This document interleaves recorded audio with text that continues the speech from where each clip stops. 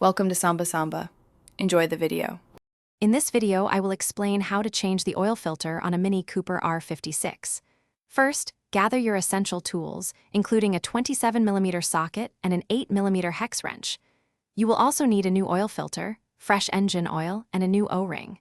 Briefly warm up your engine, then safely lift and secure your vehicle. Finally, remove the oil filler cap to help the old oil drain smoothly. Now, let's drain the old engine oil. Carefully position an oil drain pan directly beneath the engine's drain plug. Use an 8mm hex wrench to remove the drain plug, allowing the used oil to flow out. Let it drain completely for approximately 20 minutes to ensure all old oil is removed. Once drained, replace the drain plug's copper washer and reinstall it, torquing to 30 Nm for a secure seal. Next, we'll tackle the oil filter. Locate the oil filter housing, which is typically found near the coolant reservoir on top of the engine. Use a 27mm socket to carefully unscrew the filter housing cap.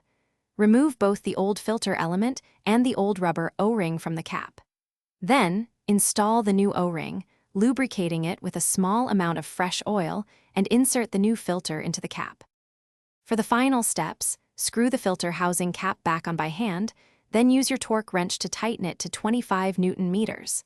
Now, carefully pour approximately 4.2 liters of new, manufacturer-recommended engine oil into the filler. Check the oil level using the dipstick and add more oil if needed to reach the proper mark. Finally, lower your vehicle and ensure proper disposal of the used oil and filter. Thanks for watching. Consider subscribing if we helped you.